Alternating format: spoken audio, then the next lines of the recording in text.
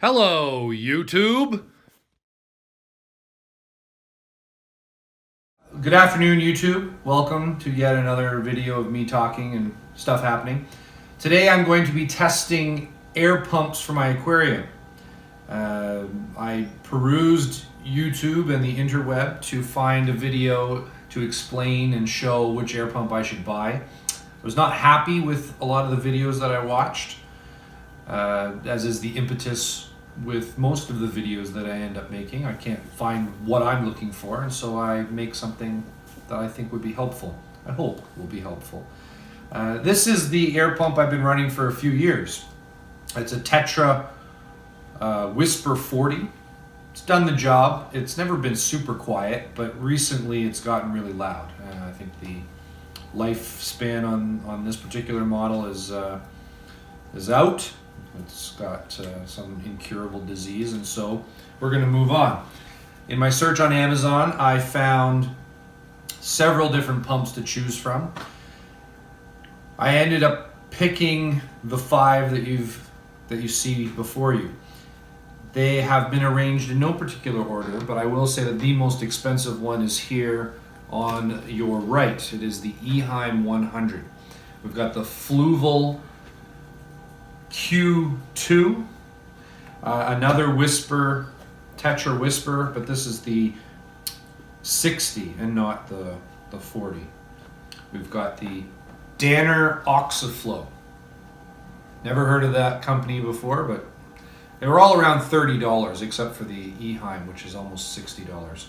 And then this one came highly recommended on Amazon. It's the Active Aqua. AAPA 7.8 liters. So we're going to give these ones a shot. I'm going to test them for how loud they are, and then I'm also going to run them on the tank to see the bubble production. Okay, so we're starting with the Active Aqua. You can see my bubbles coming up here. Obviously, the point of air bubbles is to oxygenate, add oxygen to the water.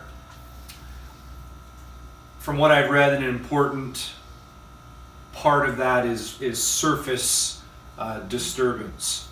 So if your bubbles are just coming up and they're not really causing ripples or splashes on the surface, you don't have enough air going through.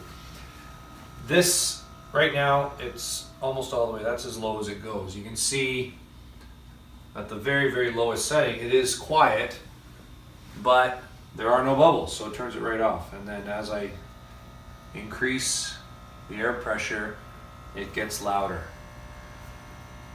One thing I did notice is that when I put the hoses on, it got significantly quieter. I'm sure you can hear that in the video. So the hoses muffle the sound a bit, which I guess makes sense, right? When I put them back on,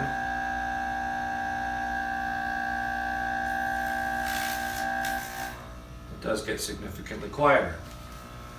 But that's still, I don't think that's going to be the quietest one.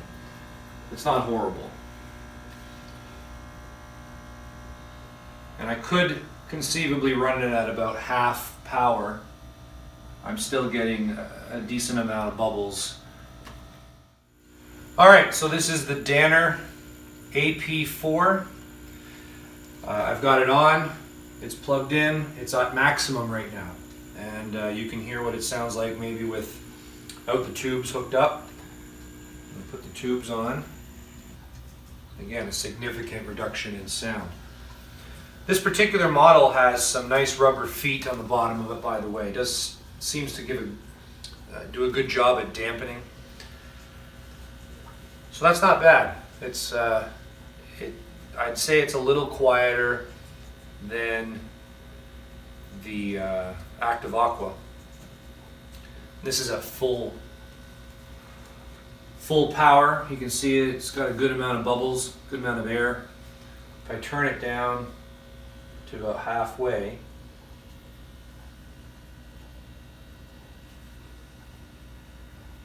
it's pretty quiet. That's nice.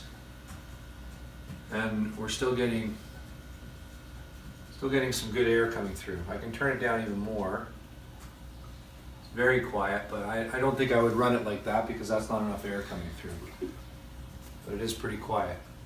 All right, so we've got the Tetra Whisper. Again, I'm starting with it turned on.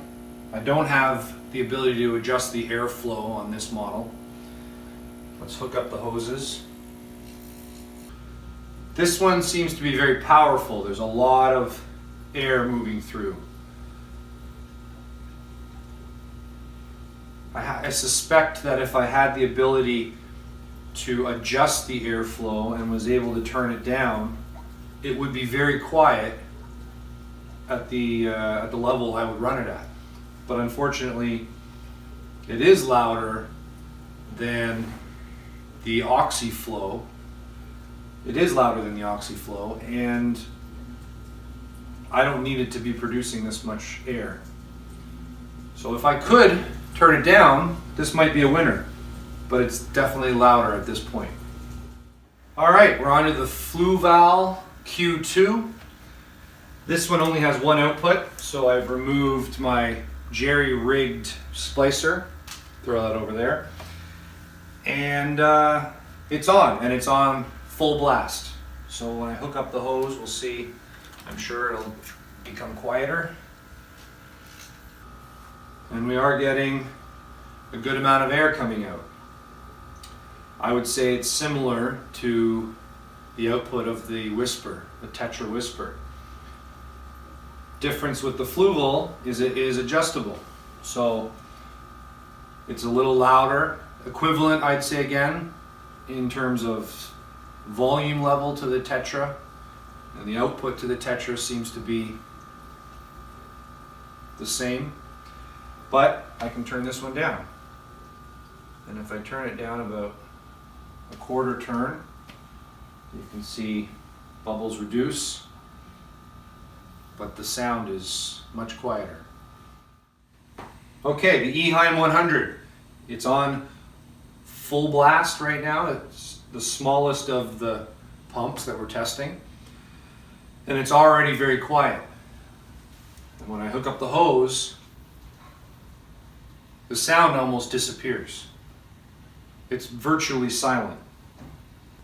The amount of air coming out is nowhere near as much as the Tetra or the Fluval at max. This is currently at max. But it is enough air. I would be comfortable running it for what I'm looking for at this level. Just to see how quiet it can go, we'll turn it right down.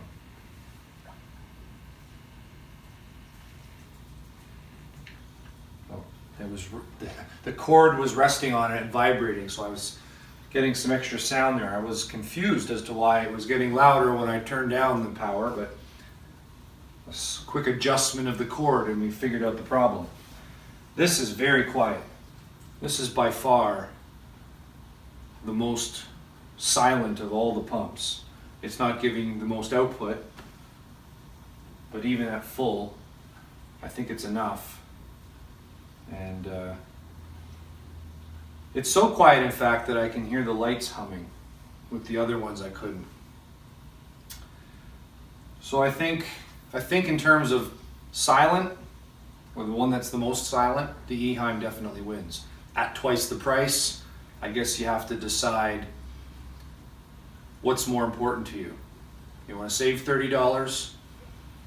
I'd go with the oxy-flow. If you need a lot of power, you go with the Tetra Whisper or the Fluval.